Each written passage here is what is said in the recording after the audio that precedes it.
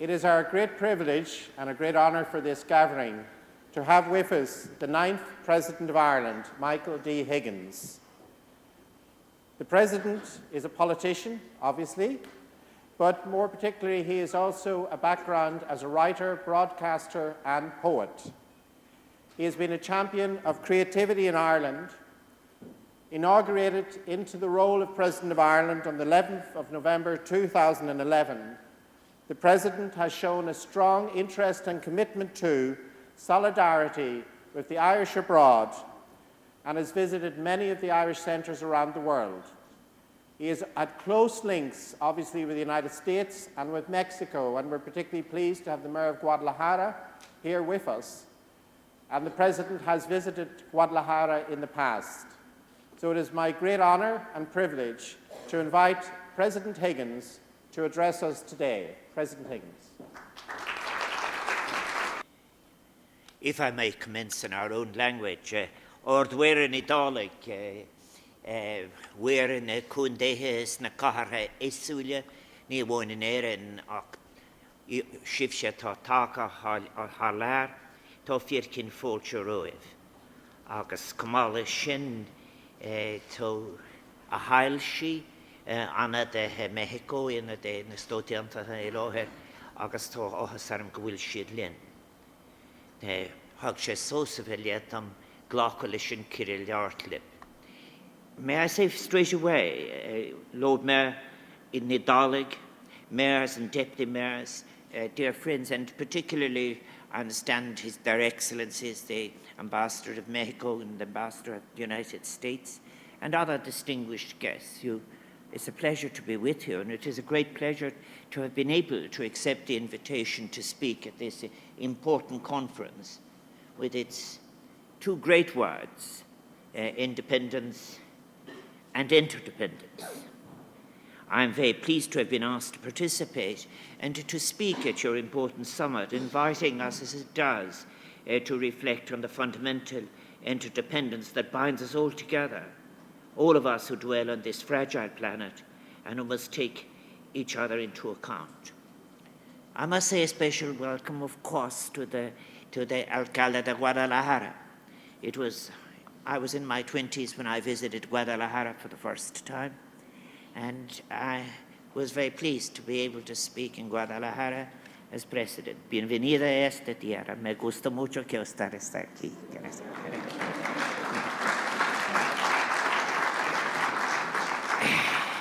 This unique gathering of citizens, diplomats and mayors is connected through a very important network, the Sister Cities Network. And so as I extend that warm welcome to all of you here who have travelled from afar, as I've said, from many parts of Ireland and from North America. I think as well, I have thanked and saluted the Mayor of Guadalajara. May I also salute the Deputy Mayor of San Jose, California, which I also visited quite recently. And I had the privilege to visit as President of Ireland. This is the 30th anniversary of the San Jose Dublin Sister City agreement. And that is a very important symbol of the vibrant friendship that unites our two nations, our two peoples, our two cities. I also salute the Mayor of Liverpool, that wonderful city that has such deep links to Ireland in all sorts of circumstances, in the last century, the previous century before that, and today, in which I had an opportunity of visiting, which is a wonderful Irish Studies program in its university. Well, I have spent much of my time over the recent weeks, as you will appreciate, on the subject of independence and the importance of the achievement of freedom and the different strategies that were involved in the Irish case. The second word in your conference theme, interdependence, is what I want to speak about just this morning. I think on the subject of independence and the achievement of freedom, one can make a long contemplation, but in modern circumstances, it is the recognition of our global interdependence and its consequences, both the bad practices and the possible possibilities. For we have exchanged bad practices and, of course, there are very, very many, what we would say in the ancient Irish language, féidirachtaí gan teorann atá an fós, infinite possibilities for cooperation that remain with us for achievement. I think at the present time we're given a great challenge at this moment in the 21st century. And the challenges facing us is that at times we appear to succumb to passivity, to be passive consumers of experience rather than active citizens that are seeking to change and bring the world we wish into existence. Sometimes, even on the accounts of this in the world of communications, what are presented to us are bogus inevitabilities that stand in the way of our thinking creatively, investigating new strategies, or as I have said, stretching ourselves and our peoples towards new possibilities of mind and heart. In Europe, at the moment, the question of our solidarity with the wider world is being raised in a most pressing manner by the unfolding refugee crisis, a crisis that isn't regional, but that calls for responsibility at the level of the international community. We must think of our planet as a planet upon which people move, sometimes voluntarily, unfortunately recently and lately increasingly involuntarily. We have 6 million displaced people on our planet at the present time, for which we have a global responsibility. So we can choose to acknowledge that that unprecedented wave of displacement, forced migrations, about which we would know a great deal in Ireland because of our experience. So many of you from North America. I often remember reading, when I was preparing speeches that I gave in the United States, reading an article in the London Times at the end of the 19th century about the great wave of post-famine migrations that went to the United States. And the London Times that had been hostile to intervention suggestions in relation to the Irish famine of 1847-49, suddenly 25 years later says, they have gone to a country that will be one of the greatest countries in the world, and they will never let us forget. And thus, Irish America was of crucial importance in relation to sustaining the movement towards independence in Ireland. But today, all of us, in all nations, in all parts of our fragile planet, have to take up this second comment. We cannot face issues of climate change, sustainable development, global poverty, responding to movements, unless we do so recognizing our interdependence. I think, therefore, we have to move beyond passivity. I think what we need to do is that we can choose to acknowledge that the unprecedented wave of displacement and forced migrations we face at present is likely to grow exponentially. In population terms on our world, 50% of the increase in population between 18 and 25 will take place on the continent of Africa. It will take place in 8 countries in the world, 6 of whom are in sub-Saharan Africa. Approximately 1.2 billion males, 1.2 people will either be in sustainable environments or begin moving to cities. I think that over the coming decades, should no radical and concerted response be provided at global, regional and local level to the immense challenge posed by climate change as a crucial part of a new approach to sustainable development, we may be forced to bear the consequences in a reactive and unpredictable way that would be very dislocating to peace itself. So I very much welcome, therefore, the opportunity you gave me by inviting me to join with you in discussing the inescapable necessity of uniting our efforts in the fight against global climate change, and to do so in a very practical way through actions implemented at the level of our cities, the ordinary actions piled upon each other that have extraordinary consequences. And the timing of this summit is, of course, so fitting. Both here in Ireland and in the United States, this year is one of important commemorations and celebrations of new beginnings, or of what we might call new departures. The 100th anniversary of Ireland's Easter Rising of 1916, the 240th anniversary of the American Declaration of Independence, and this day is furthermore of global significance because the signing ceremony on the Paris Agreements on climate change is taking place at United Nations headquarters in New York. So all these various anniversaries and all of these things that are occurring together can be for us a powerful reminder of our new circumstances and of the global dimension that citizenship entails today. As we cherish and enjoy today the rights of citizenship, won for and bequeathed to us by our national independence, we have to realize how the fundamental objective of social cohesion, achieved in conditions of sustainability, cannot be achieved merely behind national borders. We are making our decisions in a context where so many of the structures of our contemporary condition, from climate to telecommunications and migration, they all point to the need for a fundamental solidarity between all societies across the globe. In July of last year, I had the pleasure of accepting the invitation of President Hollande to speak at one of the preliminary consultations held in the run-up to the Paris COP21 on climate change. At that preliminary conference, entitled Consciences for Climate, much of the discussion revolved around the ethical and intergenerational nature of the challenge of climate change and the revolution in consciousness it calls forth, the need for a new departure rooted in a reconciliation between ethics, economics, and ecology. And that emerged as an essential dimension that we all agreed must be an adequate response to climate change.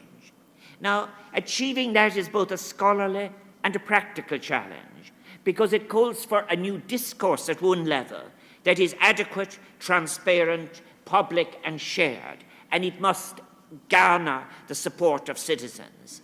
And for all of us, there are the questions that were there in Paris. The questions were unequivocal.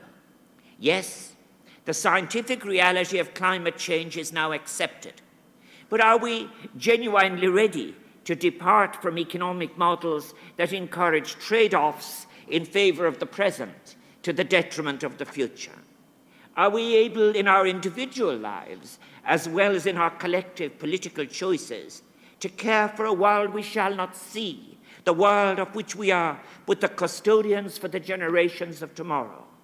Can our generation effectively seize the problems we have inherited and respond to them creatively for those future generations? What must we do to turn words into achievements? These are the questions that frankly constitute our moral challenge in contemporary terms. For a part of the response to those questions must involve all of us here, we will agree, planning in and for our cities and our urban areas. As the mayor of Rio, Eduardo Paes, put it, people live in cities, not states or nations. And that bold statement reflects the unprecedented scale of urbanization in our contemporary world. While only 50 years ago, just 1/3 of the world's population lived in cities, the balance has shifted dramatically over the last decade. This was reflected here in Ireland, where the population of the greater Dublin area has actually doubled over the last half-century. According to the United Nations, the turning point globally was reached in 2007, when the threshold of 50% of the world's population living in urban areas was crossed. This proportion is predicted to rise to over 65% by the middle of this century, meaning that an additional 2.5 billion people will be city dwellers. While such cities produce 75% of the world's gross domestic product, they are also, unfortunately, responsible for 75% of our global carbon emissions.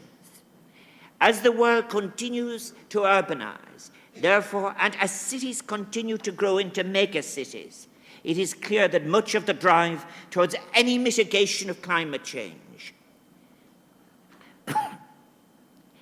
must come from urban spaces, must come from cities. Now, before I suggest and I assure you with some modesty how cities that are a main source of climate change can be and have started to be part of the solution, may I briefly recall for you the scale of the challenge posed by climate change to human life itself on our planet. The devastating effects of global warming in terms of environmental degradation, desertification, temperature increases, droughts, the rise of sea levels, the multiplication of spells of extreme weather are now widely acknowledged and accepted by contemporary science. Even more importantly, they are fast becoming a reality experienced on a daily basis, although with differentiated acuity by all of the inhabitants of the globe. And that has helped public awareness of the problem we face. Should the current path of global warming remain unchanged, the prospects for human life are so dreadful that to evoke them would be to describe the nightmares of mass hunger, massive population displacement, increased violence and conflict. An unchecked climate change, in other words, not only makes social cohesion into an impossible dream, it would erode the very foundation of our societies. The urgency of the problem was recognized, of course, by our world leaders when they met in Paris for COP21 in December 2015, and today they signed the agreements. As you know, the ambitious overall objective of the Paris Agreement is to hold the global average temperature below 2 degrees above pre-industrial levels, with an ambition of keeping the rise below 1.5. But if this is to be implemented through a series of measures taken not only at national but at local level. Ireland is currently endeavouring to meet its European Union target, calling for a reduction of greenhouse gas emissions by 20% below 1990 levels by the year 2020. I know that our friends in San Jose are doing likewise through their own greenhouse gas reduction strategy. This is a subject I had the pleasure of discussing with the Mayor of San Jose, Sam Liccardo, and Governor of California, Jerry Brown, during my visit to the American West Coast in the autumn of last year. And I expect, following those conversations, that we can learn so much from sharing our respective plans and measures and our responses to what are shared challenges. The struggle against climate change, of course, did not begin or emerge in Paris. The effect of greenhouse gases on our environment have been examined since the late 1800s. But by the 1980s, the need for action had become so urgent. Although we've known for several decades that the causes of climate change are primarily human in origin, having come about in particular through industrialization and the exploitation of fossil fuels, there has been for far too long an obdurate refusal to accept the conclusions of good science and change policy or lifestyles in accordance with that good science. Indeed, a well-funded campaign, underpinned by the lobbying of powerful vested interest, was launched against such science in an attempt to negate the reality of global warming. While inaction prevailed, emissions soared with life-altering implications for many parts of the world. Those least responsible for the effects have been paying the immediate and highest price. The Paris conference may have been a turning point then, in that it built a consensus around the need for concerted action at international level, a consensus that was grounded in the triumph of genuine science over political lassitude and the power of a responsible but well-funded activity by an unaccountable section of the international corporate world that sought to continue existing practices. Importantly, it also recognized that the implementation of globally agreed targets must involve local action, thus giving cities a central role in achieving our agreed global climate change aspirations. City leaders took center stage at the Paris conference, with the C40 cities climate leadership group making significant pledges to reduce their greenhouse gas emissions. This C40 group, together with a compact of mayors, which I know included Mayor Liccardo, announced 400 commitments aimed at achieving over half of the global greenhouse gas emissions reductions by 2020. This is a compelling illustration of the ability, above all the willingness and the consciousness of our cities to tackle climate change. It is also a superb example of how relatively small-scale commitments can, when embraced collectively, yield very significant results. Indeed, some of the largest cities in the world have peaked or will soon peak their emissions, and many are already reducing their carbon footprint. The recognition of the crucial role of cities in tackling climate change extends, however, well beyond the Paris Agreement and its associated targets for the limitation of greenhouse gases. Cities are not just the heart and centre of global economic activity. They are also key sources and wellsprings of social and political change.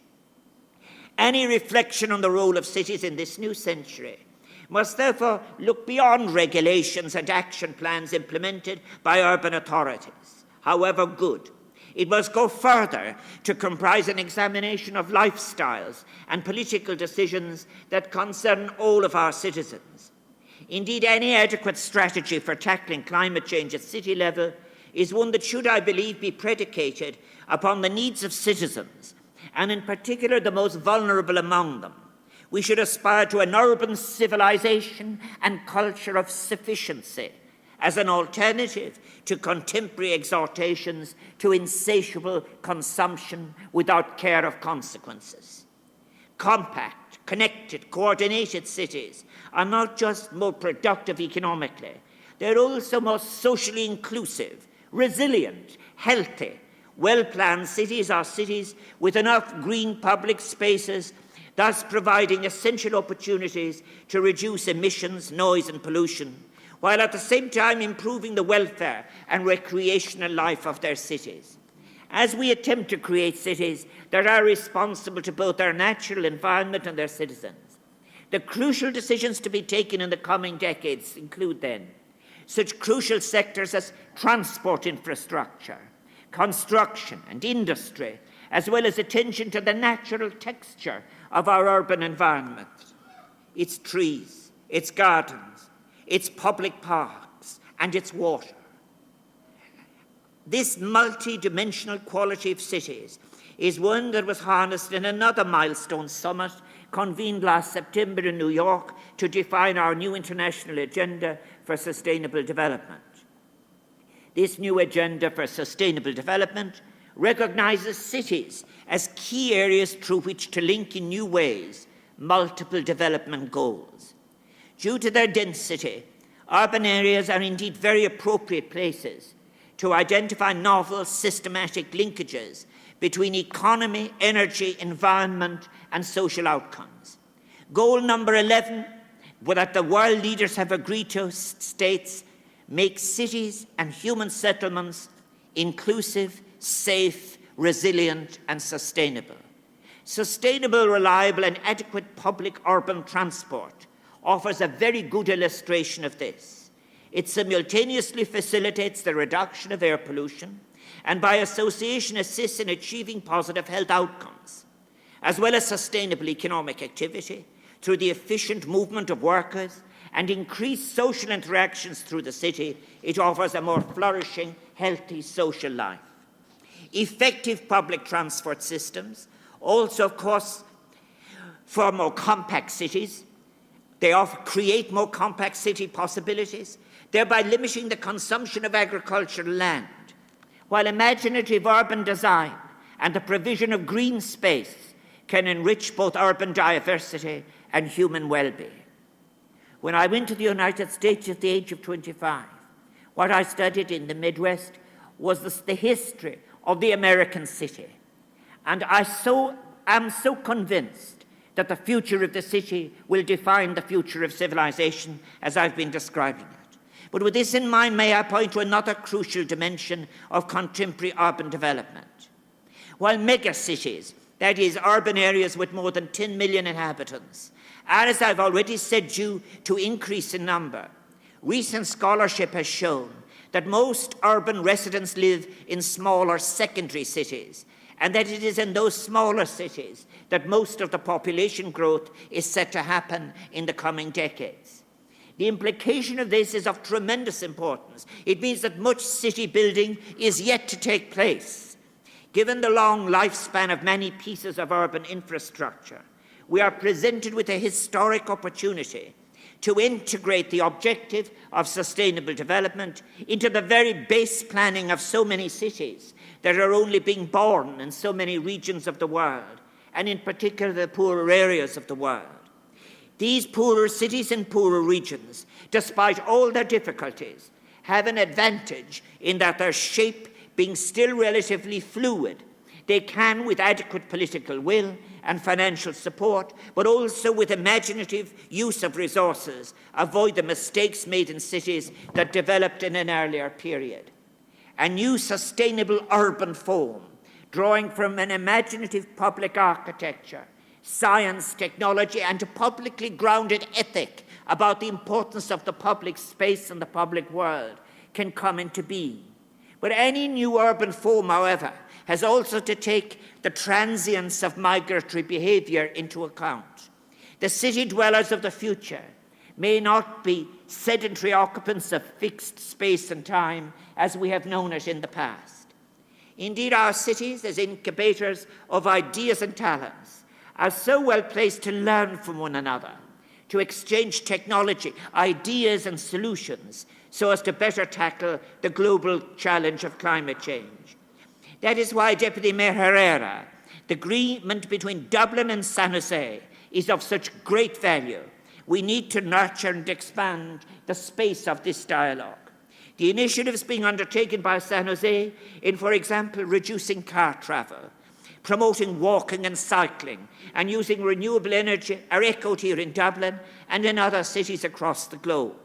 However, bespoke local initiatives such as Dublin Bikes or segregated cycle lanes can, I believe, pave the way for wider application across cities and continents. I was very impressed during my visit to the Tesla factory and my visit to California last year to witness the potential of such technological innovations as electric cars that can positively transform our ways of living in the city while reducing our footprint in terms of emissions. New technologies, then, they can be harnessed with so much benefit by municipal administrators to achieve unprecedented levels of efficiency, security, welfare, sustainability in our cities.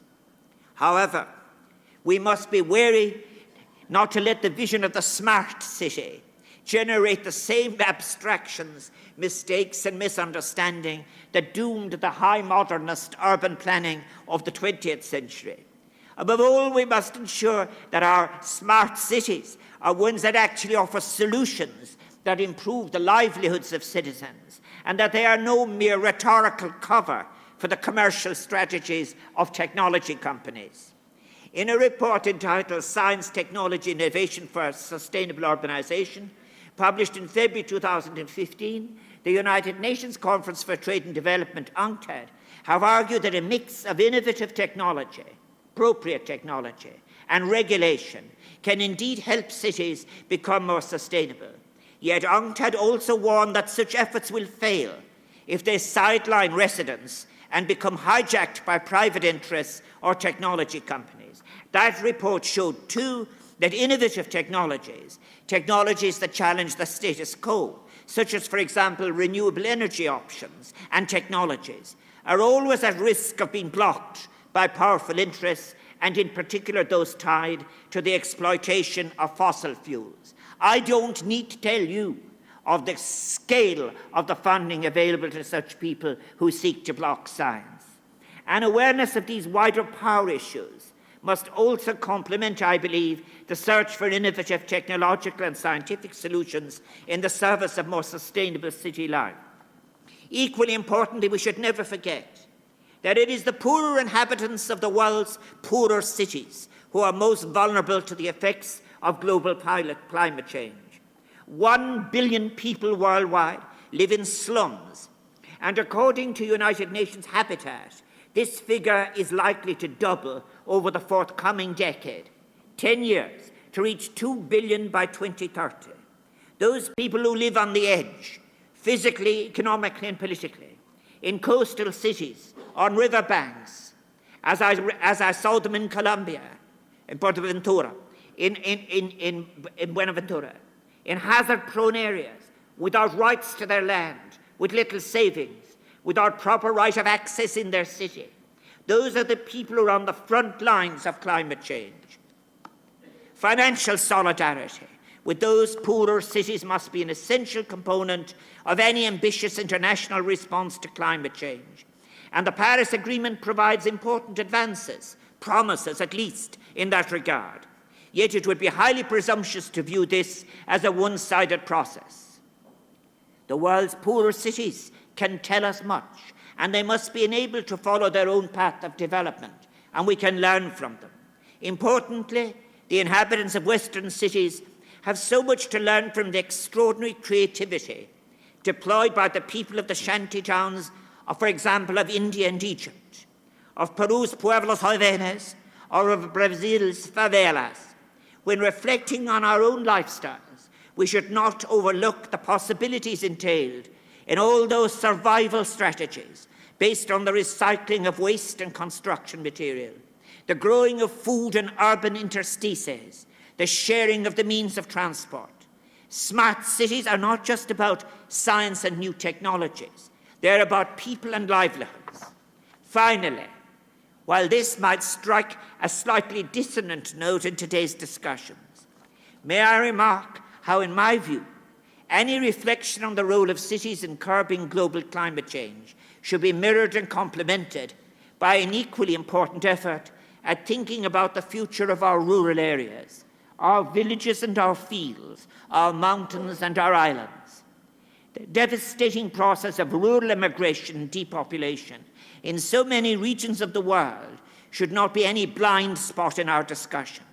Indeed, it is my profound conviction that agricultural development and subsistence farming are and will continue to be an essential component of any adequate response to global climate change. I repeat again my aim of creating a civilization of sufficiency as opposed to an unthinking culture of insatiable consumption. Going back then to the title of today's summit, may I conclude my remarks by saying, quite simply, that no contemporary challenge more clearly reveals our fundamental interdependence in the shadow of each other as human beings, sharing the same vulnerable planet as does global climate change.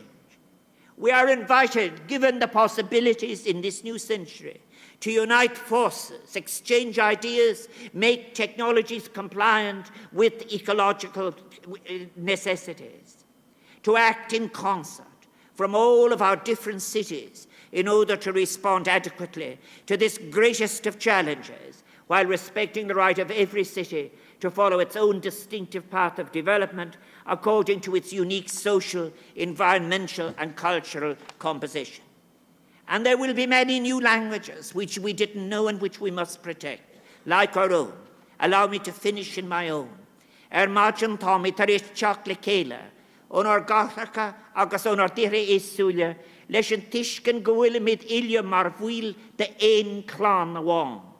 Agus can Adawal Gwilshimar Fragric, a Gutshinakin, Ara Hur, Dor Blaned, a Cohin with Ilyog, Ligduin Lekela Bartha Yanov, there in a Tishkin Shintrid, Tiok der Schlitcher Maractola, in our Gathaka, Ato Wahas Marclan down there, Gohetiku, Gahaklemulagas Hekoliata. This morning here in Croke Park, we have come together from all our different cities and countries, anxious to acknowledge that we are one in our common humanity, that we acknowledge our common responsibility for the fragile planet that nurtures us. Let us together then turn the awareness and commitment into reality by making our cities the site of a historic and transformative reconciliation between economic, ethics, and ecology. Muchas gracias. Thank you.